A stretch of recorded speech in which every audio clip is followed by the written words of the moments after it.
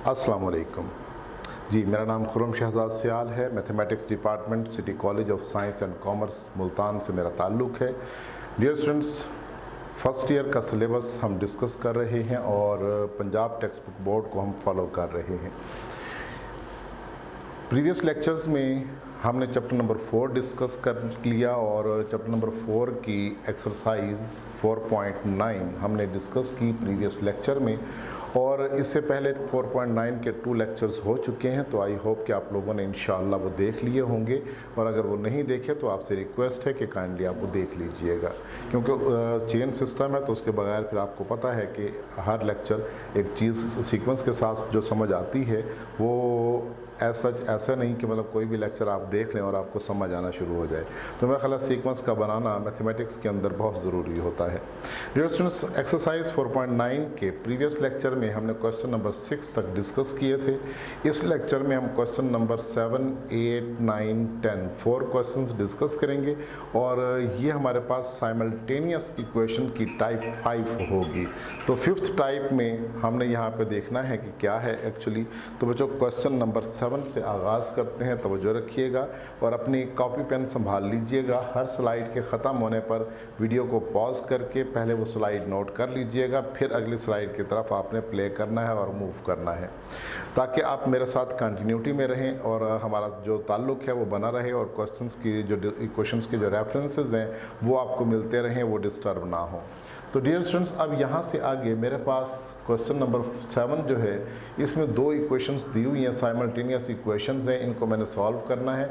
एक को मैंने इक्वेशन 1 और दूसरी को मैंने इक्वेशन 2 कह दिया। डियर स्टूडेंट्स, यहाँ पे देखिएगा कि हमारे पास कोई भी कॉमन कंडीशन नहीं है।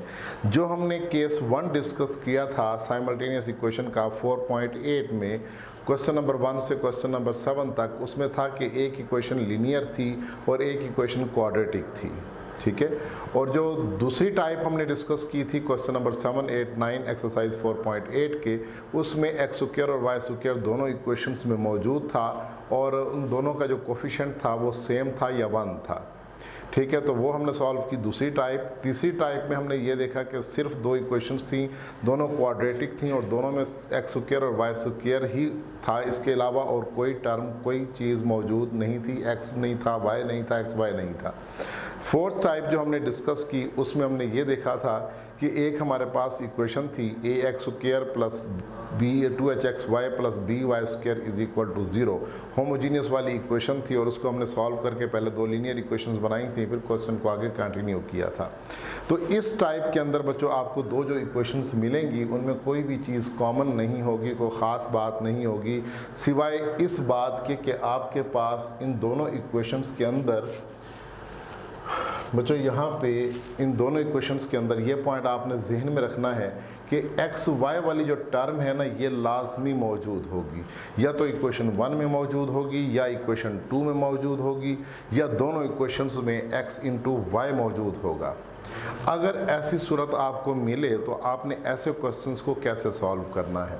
तो डियर स्टूडेंट्स, सबसे पहले तो आपने ये देखना है कि यहाँ पे हमारे पास जो कांस्टेंट है राइट साइड पे, आपने इनको ज़ीरो करना है। अब इनको ज़ीरो कैसे किया जा सकता है, इनको ज़ीरो कैसे बनाया जा सकता है, या इनको एलिमिनेट कैसे किया जा सकता है, तो डियर स्टूडेंट्स अगले स्टेप में देखते हैं कि हमें इनको ज़ीरो कैसे किया जा सकता है।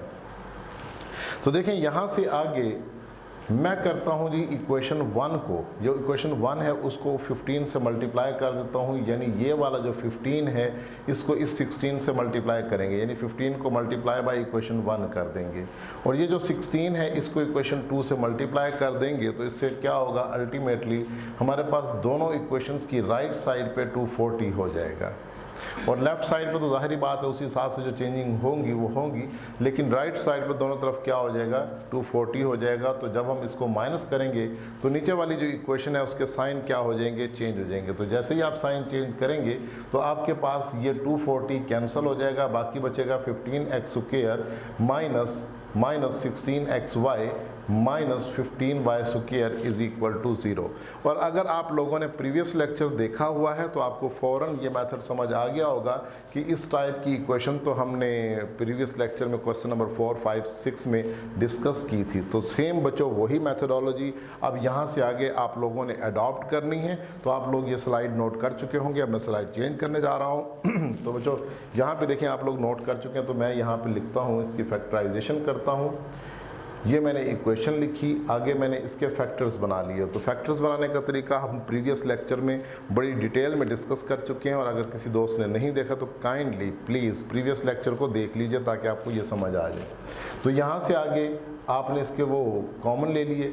इन टू टर्म्स में से 5x कॉमन आया, इन टू टर्म्स में से 3y कॉमन निकालेंगे, और यहाँ से आगे बनेगा 5x प्लस 3y, ये लिखा हुआ है, और 3x माइनस 5y, ये दो फैक्टर्स हमने बना लिए।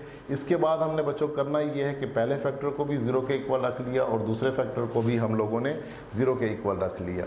तो इसको हमने x की वैल्यू यहाँ से कैलकुलेट की 5/3y, इसको इक्वेशन 3 कह दिया, और यहाँ से x की वैल्यू हासिल की -3/5y, और इसको हमने इक्वेशन नंबर 4 कह दिया।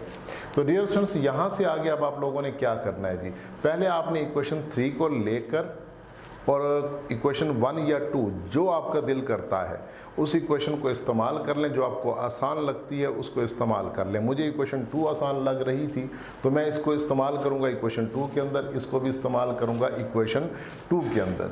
तो डियर स्टूडेंट्स देखिए, यहाँ से आगे अगली स्लाइड पे चलते हैं। तो पहले मैं सपोज करता हूँ जो from equation 3 x is equal to 5/3y था, इसको मैंने पुट कर दिया इक्वेशन 2 के अंदर।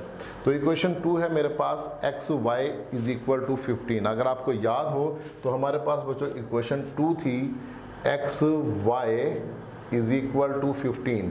तो मैंने x की जगह पे बच्चों ये वैल्यू 5/3y रिप्लेस कर दी। इसके बाद नेक्स्ट मैंने करना ये है कि जनाब अब इनको जस्ट मैंने सिंप्लीफाई करना है। सो 5/3y इंटू y स्क्वायर हो जाएगा। तो आगे मैंने क्या करना है, 3 से मल्टीप्लाई करके 5 से डिवाइड करेंगे तो y square is equal to 9 हो जाएगा। तो ये आप लोगों को पता है कि कैसे सॉल्व होना है, फिर भी मैं सॉल्व करके दिखा देता हूँ। बोथ साइड को बच्चों आप लोगों ने 3/5 से मल्टीप्लाई कर देना है।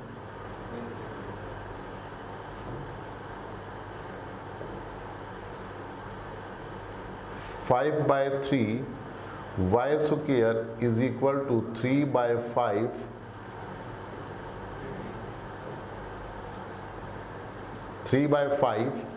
Multiplied by 15। तो बच्चों यहाँ से आगे देखो, ये 5 से 5 कैंसिल हुआ, 3 से 3 कैंसिल हुआ, और 5 3 आर 15 होगा, 3 3 आर 9 होगा।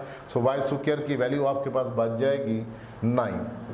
तो यहाँ से आगे आपने बहुत साइड स्क्वायर रूट लेना है। तो स्क्वायर रूट लेने से 9 की वैल्यू क्या आ जाएगी, +-3 आ जाएगी। तो अब आप यहाँ पर लिखेंगे if y is equal to 3 और if y is equal to -3।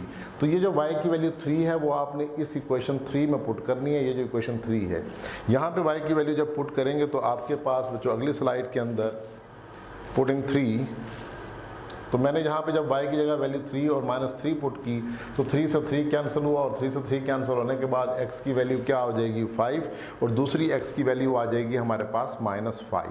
तो इसका मतलब ये है कि अब हम अगर ऑर्डर्ड पेयर बनाएंगे तो पहले हम x की वैल्यू 5 लिखेंगे और y की वैल्यू क्या लिखेंगे जी 3 लिखेंगे, और इसी तरीके से x की वैल्यू दूसरे ऑर्डर्ड पेयर में -5 और y की वैल्यू क्या लिखी जाएगी -3 लिखी जाएगी। ये हमारे पास इक्वेशन 3 को यूज़ करके हमने एक सोल्यूशन बना लिया।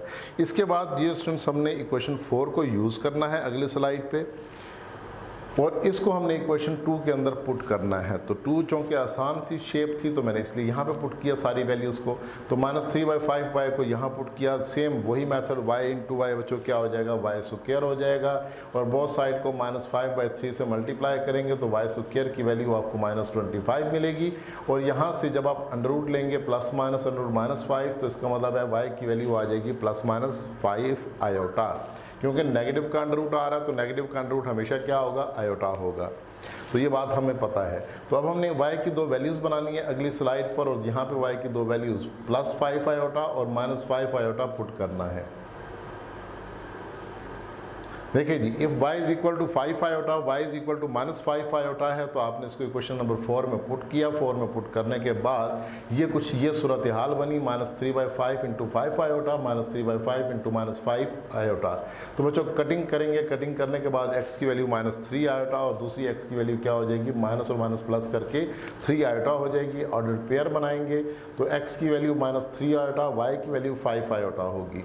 फिर x की वैल्यू 3 आयोटा और y की वैल्यू क्या हो जाएगी, -5 आयोटा हो जाएगी। ये 2 ऑर्डर्ड पेयर्स आपको हासिल हुए। इसके साथ ही आपने सोल्यूशन सेट बनाना है। ये 2 ऑर्डर्ड पेयर आपको प्रीवियस इक्वेशन 3 से मिले थे, ये 2 ऑर्डर्ड पेयर आपको इक्वेशन नंबर 4 से मिल चुके। तो आपने चारों सोल्यूशन सेट के अंदर लिखने हैं, तो आपका रिक्वायर्ड आंसर जो है वो आपको मिल जाएगा। तो ये था बच्चों हमारे पास क्वेश्चन नंबर 7। थोड़ा सा लेंथी है, लेकिन बहरहाल आप लोगों ने इतना परेशान नहीं होना कि मतलब 5-6 स्लाइड्स एक ही क्वेश्चन पर निकल गई हैं। तो कोई बात नहीं, हमने ज़रा बड़ा बड़ा करके भी तो लिखा हुआ है ना, तो आपके पेज पर ये तकरीबन 1.5 पेज पे आ जाएगा। तो आप लोगों ने डिसाइड नहीं होना, बस प्रैक्टिस करनी है, ठीक है। तो नेक्स्ट चलते हैं बच्चों अगले क्वेश्चन पे, देखते हैं कि अगला क्वेश्चन हमने कौन सा बनाया हुआ है स्लाइड के अंदर। क्योंकि 7, 8, 9, 10 चारों को करने का तरीका जो है वो सेम है तो मेरा ख्याल है कि मैंने यहाँ पे क्वेश्चन नंबर 8 ही बनाया हुआ है। तो चलो 8 देख लेते हैं। तो बच्चों यहाँ पे मेरे पास 2 इक्वेशंस दी हुई हैं, सेम वही मेथडोलॉजी आपने करनी है। देखो एक्स वाई टर्म इसके अंदर मौजूद है, बिल्कुल मौजूद है जी। तो इसका मतलब है ये हमारे पास टाइप 5 है साइमल्टेनियस इक्वेशंस की। तो जब टाइप 5 है तो क्या करना है, इन कांस्टेंट को 0 करना है। 0 कैसे करेंगे, ये 2 मल्टीप्लाई हो जाएगा इक्वेशन 1 से और ये 9 मल्टीप्लाई हो जाएगा इक्वेशन 2 से। तो जब आप इनको मल्टीप्लाई करेंगे और सब्ट्रैक्ट करेंगे तो डियर स्टूडेंट्स आपके पास कुछ इस तरह का जो आंसर है वो शो होगा। देखिए यहाँ दोनों साइडों पे 18 हो जाएगा, तो जब साइन चेंज करेंगे तो 18 से 18 कैंसिल होगा। बाकी हमारे पास सिंप्लीफिकेशन करने के बाद ये रिजल्ट बचेगा, यानी -9x² में से 2x² गया तो -7x² हो जाएगा, plus 2xy as it is हो जाएगा और -9y² इज इक्वल टू 0। तो पूरी इक्वेशन को अब आपने क्या करना है जी, माइनस से मल्टीप्लाई कर देना है और साइन चेंज करके आपने ये इक्वेशन बना ली।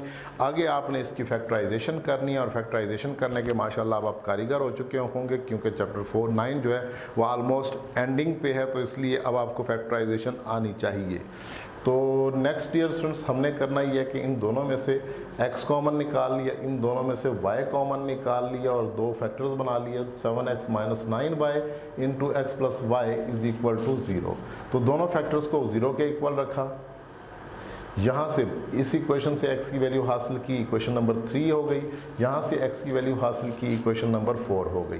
तो डियर स्टूडेंट्स अब आपने क्या करना है, इक्वेशन 3 को इस्तेमाल करके पूरा एक सारा सोल्यूशन निकालना है और फिर इक्वेशन 4 को इस्तेमाल करके, अच्छा इसके साथ हमने इक्वेशन 1 को मिलाना है या इक्वेशन 2 को मिलाना है। तो इक्वेशन 1 या 2 को मिलाने के हवाले से हमारे पास केस क्या बनेगा देखते हैं जी।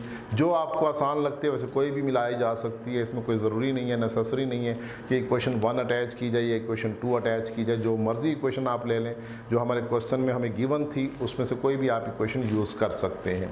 तो डियर स्टूडेंट्स मैंने फ्रॉम 3 ये लिखा और इसको पुट कर दिया 2 में। लें जी क्वेश्चन की जो दूसरी इक्वेशन थी मैंने उसको साथ इन्वॉल्व कर लिया। अब दूसरी इक्वेशन में x² - y² is equal to 2 लिखा हुआ था, तो मैंने x की जगह पे 9/7y पुट करके ऊपर वाला जो स्क्वायर है x का वो मैंने एज इट इज़ रख दिया। ओके तो इसका मतलब यहाँ तक बात आप लोगों को क्लियर हो गई। नेक्स्ट बच्चों आप लोगों ने करना 9 का स्क्वायर 81 हो जाएगा, 7 का स्क्वायर 49 और y² हो जाएगा। आगे यहाँ से आप लोगों ने क्या करना है भाई, पूरी इक्वेशन को 49 से मल्टीप्लाई कर देना है और ये मल्टीप्लाई करने वाला काम ज़रा आसान है क्योंकि एलसीएम थोड़ा सा डिफ़िकल्ट हो जाता है। तो 49 से जब मल्टीप्लाई करेंगे तो ये इक्वेशन बन जाएगी, 81 में से 49 माइनस होगा तो अल्टीमेटली आपके पास 32 y² 98 आ जाएगा। और यहाँ से आगे आपने y² इज इक्वल टू 98/32 किया, 2 से कटिंग की, 49/16 बच गया। तो y² का आंसर आया 49/16। तो बच्चों बहुत साइड स्क्वायर रूट ले लिया, प्लस माइनस अंडर रूट 49/16, तो इसका आंसर हो गया +-4/7। तो यहाँ तक तो आपको इंशाल्लाह कोई प्रॉब्लम नहीं हुई होगी, मेरा ख्याल है कि आप लोग बड़े आसानी से इसको सॉल्व कर लेंगे। अब बच्चों आपने y की 2 वैल्यूज़ यहाँ से लेनी है अगली स्लाइड के ऊपर, एक वैल्यू +7/4 लेनी है और y की दूसरी वैल्यू -7/4 लेनी है। नेक्स्ट डियर स्टूडेंट्स आप लोगों ने करना ही है कि इसको 3 के अंदर 1/1 पुट करना है। जो इक्वेशन 3 हमने बनाई हुई थी उसके अंदर यहाँ पे पुट किया। सर 9/7 y की जगह हो जाएगा 7/4। फिर 9/7 माइनस 7/4। तो डियर स्टूडेंट्स यहाँ से 7 से 7 कैंसिल हुआ, x की वैल्यू 9/4 आई, यहाँ से 7 से 7 कैंसिल होगा, -9/4 आंसर आ जाएगा। दो ऑर्डर्ड पेयर बना लेंगे जिसमें पहले हम x की वैल्यू फिर y की वैल्यू लिखेंगे और यहाँ पे फिर ये x और इसी से रिलेटेड y आ जाएगा। तो 2 ऑर्डर्ड पेयर्स हमें हासिल हो चुके। इसके बाद डियर स्टूडेंट्स हमने करना है जी इक्वेशन नंबर 4 को इस्तेमाल। तो from equation 4 if y is equal to -y, इसको आपने इक्वेशन 2 में पुट करना है। So this becomes -y, x की जगह -y ब्रैकेट में पुट करना है। अब ख्याल कीजिएगा क्योंकि ये स्क्वायर माइनस को मिलेगा, तो -y का स्क्वायर क्या हो जाएगा बच्चों, y square minus y square is equal to 2। कमाल की बात हो गई है बच्चों, 0 इज इक्वल टू 2 हो गया, तो मतलब विच इज़ नॉट पॉसिबल। तो इसका मतलब है यहाँ पे बात गड़बड़ हो गई, ये पॉसिबल ही नहीं है कि 2 और 0 आपस में इक्वल हो जाएं, ये हो नहीं सकता। तो चूँकि ये नहीं हो सकता तो इसलिए इस इक्वेशन को इस्तेमाल करते हुए हम इसके फर्दर 2 सॉल्यूशंस भी कैलकुलेट नहीं कर सकते। लिहाजा हम कहेंगे कि हमारे पास इसके सॉल्यूशन सेट में सिर्फ 2 ही ऑर्डर्ड पेयर्स आएंगे, वो जो इक्वेशन 3 को इस्तेमाल करके हमने मालूम किए थे। तो इक्वेशन 4 से तो पॉसिबिलिटी बनी ही नहीं। तो इसका मतलब है यहीं पर हम अपने क्वेश्चन को एंड करेंगे। अब इसमें हमारा कसूर नहीं है क्योंकि क्वेश्चन ख़त्म हो गया, तो ज़ाहिर बात है 0 इक्वल टू 2 आ गया तो मुमकिन नहीं है, तो हम इसको कैसे सॉल्व कर सकते हैं, राइट। तो बच्चों नेक्स्ट हम देखते हैं जी क्वेश्चन नंबर 8 तक तो हमने कर लिया है, 9 और 10। तो डियर स्टूडेंट्स याद रखिए कि सारे मेथड सेम है। तो अब क्वेश्चन नंबर 9 में मैंने लिख दिया है same as question number 7 and 8, do yourself. Hope कि आप लोग माशाल्लाह खुद करेंगे। और इसी तरीके से नेक्स्ट हमारे पास हो जाएगा question number 10 same as question number 7 and 8। तो यहाँ पे बच्चों हमारी एक्सरसाइज 4.9 कंप्लीट होती है। ये 2 सवाल आपके ज़िम्मे लगा दिए हैं। होप कि इंशाल्लाह अगर आपने लेक्चर सारे बहुत डिटेल से देखे हैं तो आपको ये बड़ी आसानी से ये क्वेश्चन सॉल्व हो जाएंगे। और इंशाल्लाह नेक्स्ट लेक्चर में हम 4.10 एक्सरसाइज को डिस्कस करेंगे। तब तक मैं आपसे इजाज़त चाहूँगा, अगले लेक्चर में मुलाकात होगी इंशाल्लाह जी। अल्लाह हाफिज़।